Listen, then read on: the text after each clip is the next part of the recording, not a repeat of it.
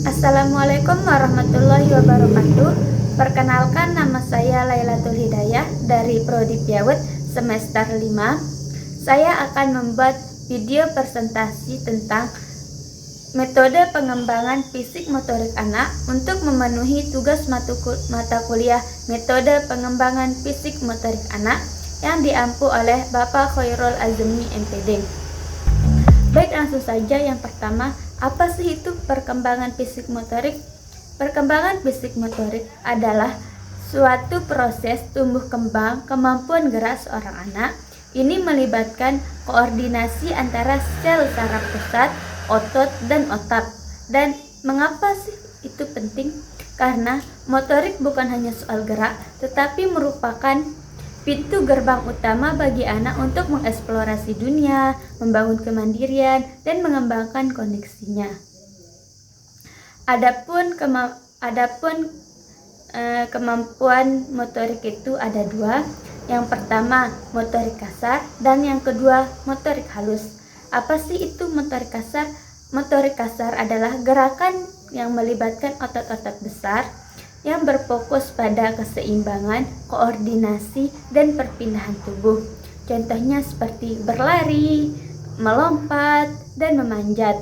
Sedangkan motorik halus itu yaitu gerakan yang melibatkan otot-otot kecil, terutama jari-jari tangan dan pergelangan tangan, dan berfokus pada ketepatan.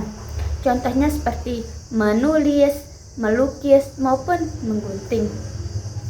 Baik, selanjutnya urgensi perkembangan motorik atau pentingnya perkembangan motorik. Mengapa perkembangan motorik itu penting? Karena perkembangan motorik itu dapat memberikan manfaat terutama bagi kecerdasan kognitif. Gerakan fisik menstimulasi kemampuan sel otak dan koneksi saraf serta mendukung kemampuan belajar anak. Selanjutnya yang kedua yaitu kesehatan fisik. Karena membangun otot, tulang yang kuat, serta kebiasaan hidup sehat dan aktif sejak dini. Dan yang ketiga atau yang terakhir yaitu kemandirian. Kenapa? Karena kemampuan motorik memungkinkan anak-anak untuk melakukan tugas sehari-hari seperti makan, minum, ataupun memakai bajunya. Sehingga itulah kenapa perkembangan motorik itu penting atau urgensi perkembangan motorik. Baik, selanjutnya yaitu metode perkembangan motorik. Metode pengembangan motorik dapat dilakukan dengan 3 cara, yaitu yang pertama dengan metode bermain. Karena bermain adalah pekerjaan anak-anak. Melalui bermain, anak dapat melatih fisik tanpa merasa terbebani. Adapun bermain itu ada dua. Yang pertama bermain aktif dan yang kedua bermain konstruktif. Bermain aktif ini dapat merangsang motorik kasar anak, seperti contohnya berlari itu dapat merangsang motorik kasar anak.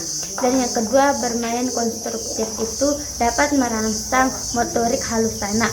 Contohnya seperti bermain puzzle, menyusun balok, puzzle, ataupun Lego.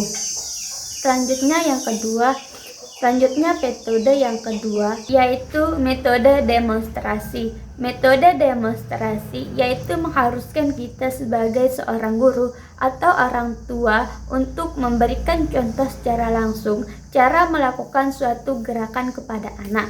Karena seperti yang kita ketahui, anak adalah seorang peniru yang handal atau peniru yang ulu. Itu sebabnya kita harus memberikan contoh secara langsung kepada anak itu, misalnya seperti menggunting. Kita harus memberikan gerakan bagaimana cara kita menggunting yang benar, sehingga anak dapat memahami, oh begini cara kita menggunting yang benar supaya aman bagi anak itu sendiri. Dan selanjutnya yang ketiga yaitu pemberian tugas. Karena metode ini dapat memberikan kesempatan kepada anak untuk berlatih secara mandiri melalui instruksi yang jelas. contoh tugas yang dapat diberikan juga seperti latihan kehidupan praktis dan tugas struktur. Adapun contoh kehidupan praktis itu seperti menyapu, mengepel, atau mengancikan baju. Sedangkan latihan tugas struktur itu seperti membuat lingkaran dari plastisin, itu termasuk tugas yang terstruktur. Kenapa pemberian tugas juga termasuk dalam metode? Karena ini dapat melatih tanggung jawab anak dalam menyelesaikan masalahnya. Itu tadi 3 metode pengembangan fisik motorik pada anak. Baik, selanjutnya atau yang terakhir yaitu evaluasi pembelajaran. Mengapa perlu melakukan evaluasi pembelajaran? Supaya kita tahu apakah anak itu sudah mampu berkembang secara baik atau belum.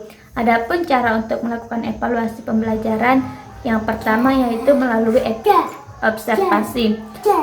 Melakukan observasi ketika anak sedang bermain bebas, atau amati anak itu ketika dia sedang bermain secara bebas. Yang kedua yaitu dengan cara checklist atau menggunakan daftar centang capaian perkembangan seperti yang ada di sekolah-sekolah sekarang.